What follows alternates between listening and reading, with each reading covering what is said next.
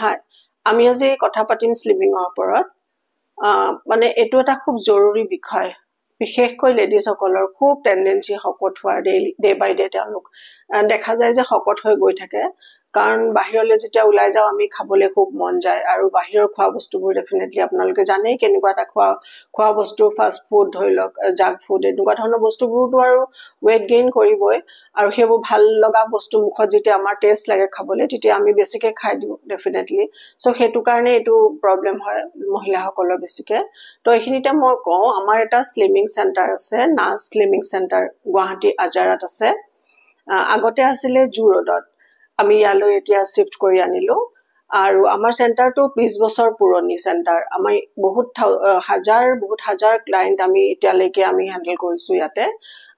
অসমীয়া সেলিব্ৰিটি বহুত কেইগৰাকী সেলিব্ৰিটি আমাৰ ইয়াৰ ক্লায়েন্ট হয় যেনে ধৰি লওক তৰালি শৰ্মা প্ৰাঞ্জনা দত্ত আৰু তেনেকুৱা বহুত কেইগৰাকী মান আছে যে আমাৰ ৰেগুলাৰ ক্লায়েন্ট হয় তেওঁলোক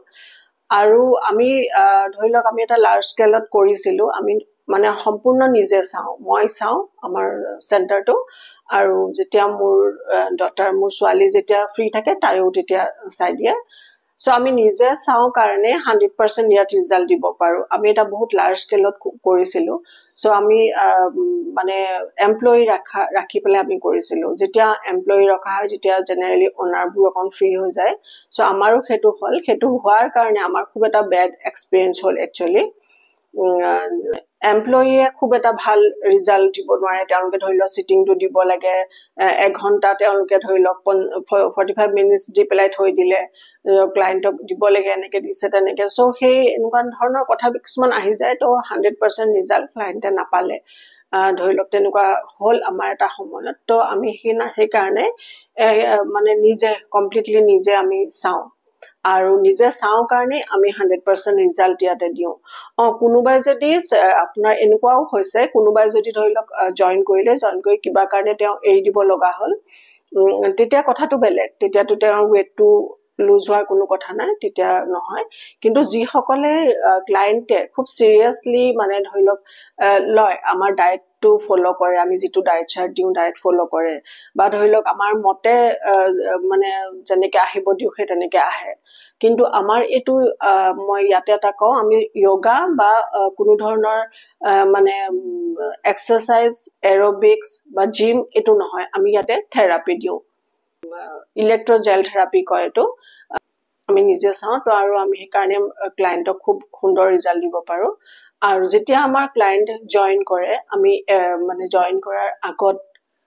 যে সিটিং দিয়াৰ আগত আৰু সিটিং দিয়াৰ পিছত আমি ওয়েট ৰিডিংটো লৈ লওঁ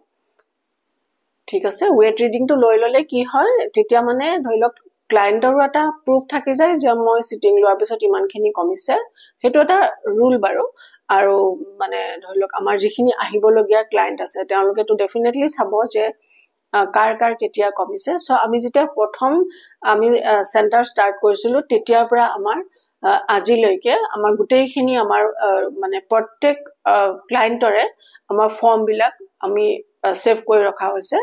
যে কাৰ কিমান কোনটো বছৰত কোনে জয়েন কৰিছিলে কাৰ কিমান কমিছে আমি গুটেইখিনি আমাৰ তাত থাকে যদি ওয়েটৰ প্ৰবলেম আছে তেতিয়াহলে আমাৰ লগত কন্টাক্ট কৰিব পাৰে আমাৰ বুকিং বিলাক সেপ্টেম্বৰৰ পৰা হয় সেপ্টেম্বৰৰ পৰা আমাৰ বুকিং হয় তাৰ আগতেও আমাৰ লগত কন্টাক্ট কৰিব পাৰে এনেকুৱা কোনো কথা নাই